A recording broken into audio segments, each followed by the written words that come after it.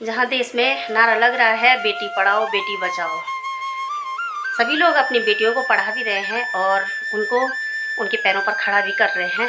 चाहे वो कैसे करके अपनी बेटियों को पढ़ा रहे हैं, कड़ी मेहनत कर रहे हैं, तब अपनी बेटियों को पढ़ा रहे हैं, अपना पीठ काट करके अपनी बेटियों को पढ़ा रहे हैं और पढ़ा लिखा के उनको इस काबिल बना रहे हैं कि वो अपने पैरों पर खड़ा हो सके, लेकिन अपनी बेटियों को नहीं बचा पा रहे हैं। तो मेरी समस्त नेताओं से यही अपील है कि हत्याकांड में जो भी गुनहगार है उसको कड़ी से कड़ी सजा मिलनी चाहिए।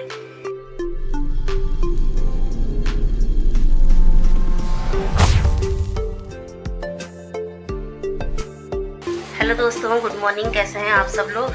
आशा और उम्मीद करती हूँ कि आप सब लोग ठीक होंगे।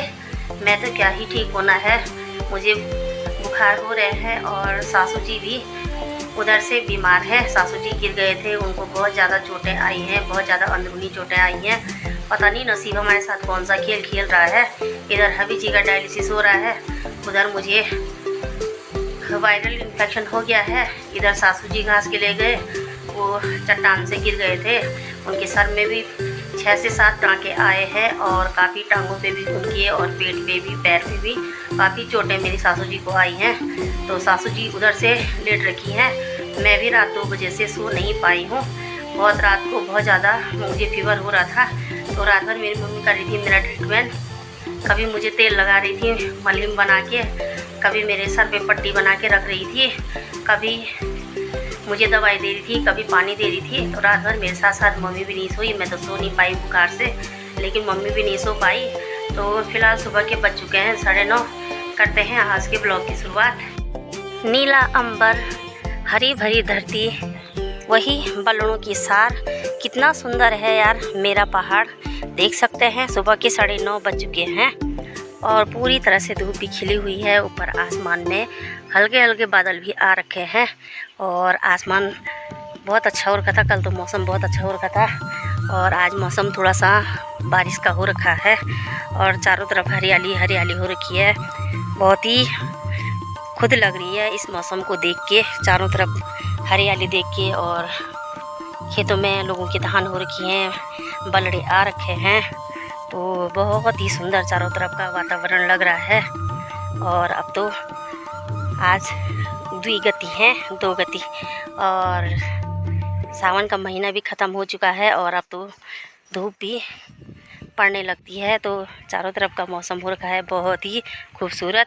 प्रियंका भी कर रही है अपने घर की साफ़ सफाई और मेरी बिटिया और हस्बैंड जी गए हैं तिमली बेटे की स्कूल में। और मेरे घर में साफ़ सफाई का काम मेरी मम्मी कर रही है, क्योंकि मुझे तो बुखार से मेरे से बस ये काम करना है नहीं, मेरे से हो नहीं पाएगा। तो मेरे बदले का काम मेरी मम्मी कर रही है। चलिए जी, शाम के बज चुके हैं 4:30। हम लोगों का टाइम हो गया है चाय पीने का।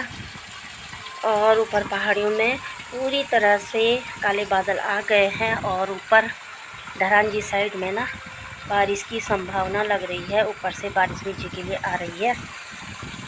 तो कल हम लोगों को ऋषिकेश वापस जाना है, तो वहाँ पर रूम देखा था, लेकिन वहाँ के मकान मालिक लोगों ने हमको धोखा दे दिया है। उन्होंने रूम किसी और को दे दिया है और अब फिर से हम लोगों को वहाँ जाके रूम ढूंढना पड़ेगा। उन लोगों ने हमसे बात डन की। हम लोग सामान लेने के लिए घर आए और बच्चों को लेने के लिए घर आए। इतने में मैंने उनको फ़ोन किया था रूम के लिए, तो उन्होंने बोला रूम बुक हो चुका है और अब हम लोगों को फिर से वहाँ जाके रूम ढूंढना पड़ेगा। फिर से आफत हो गई है।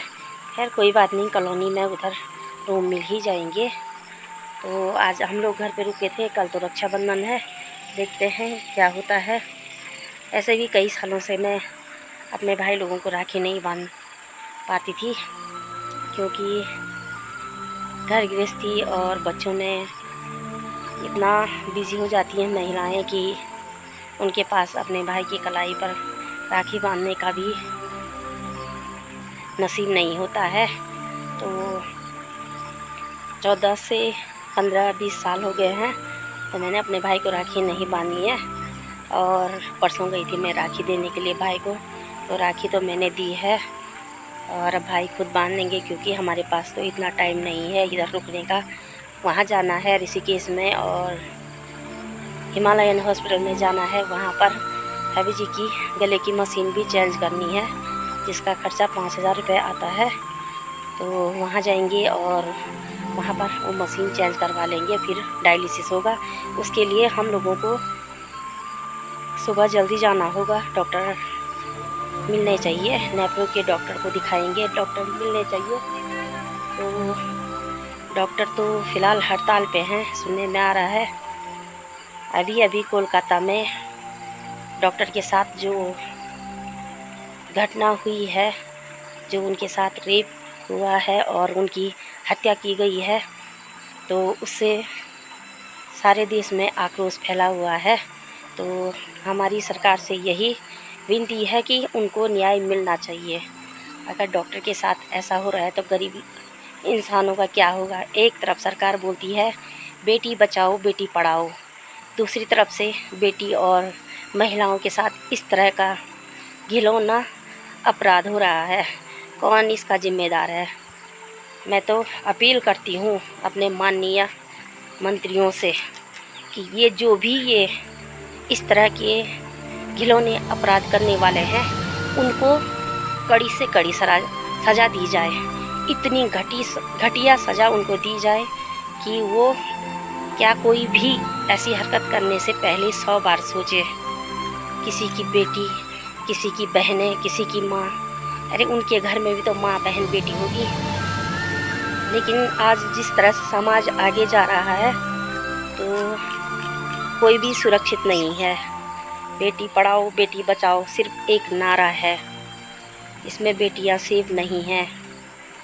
मेरी सरकार से अपील है, जो भी इसका गुनहगार है उसको इतनी घिनौनी सज़ा मिलनी चाहिए। बीच चौराहे पे उसे पेट्रोल डाल के जला देना चाहिए, उसे फांसी की सज़ा होनी चाहिए। उसके साथ ऐसा को कर्म करके उसको सज़ा देनी चाहिए कि कोई भी ऐसी हरकत दोबारा करने से पहले 100 बार सोचे, ताकि हमारे देश की बेटियां सुरक्षित रहे।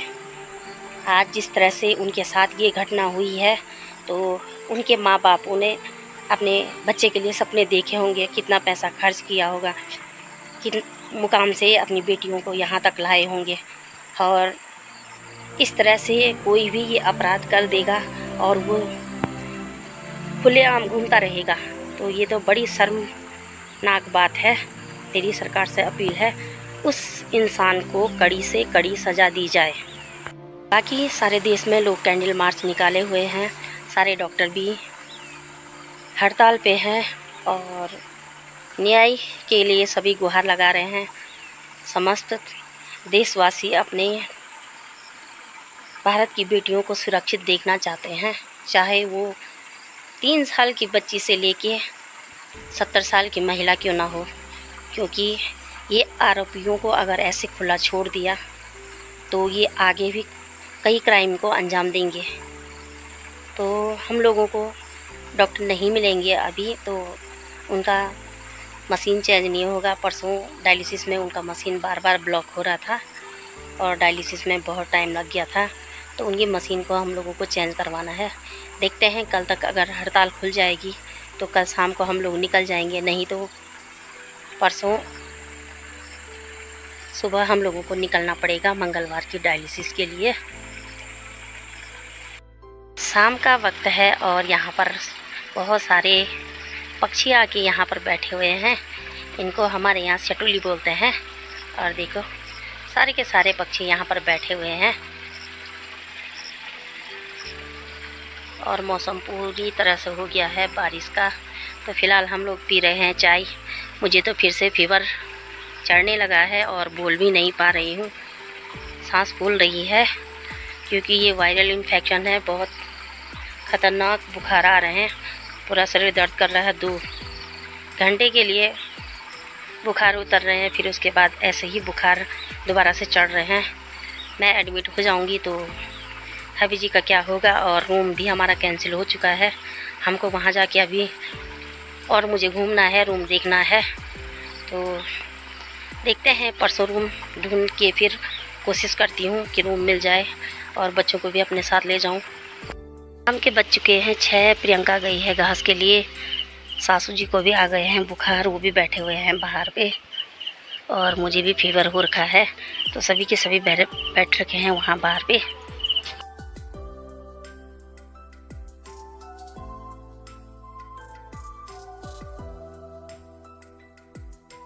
शाम के बज चुके हैं 6:30।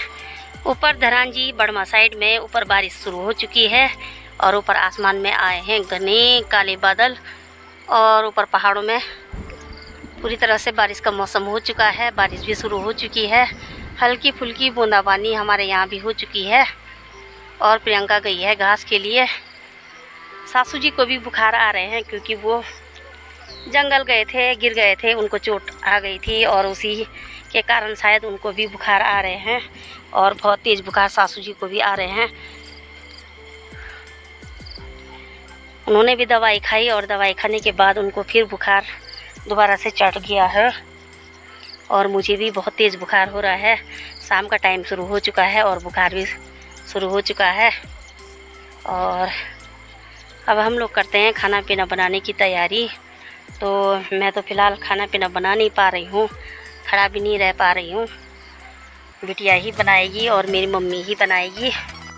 आज के ब्लॉग को करती हूँ मैं यहीं पे समाप्त। मिलते हैं अपने अगले ब्लॉग में।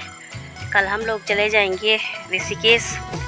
कल वैसे रक्षाबंधन भी है और दिखते हैं, जाना तो शायद हमको कल ही है। तो आज के ब्लॉग को करती हूँ मैं यहीं पे समाप्त। मिलते हैं अपने अगले ब्लॉग में। तब तक के लिए जय देवभूमि, जय उत्तराखंड।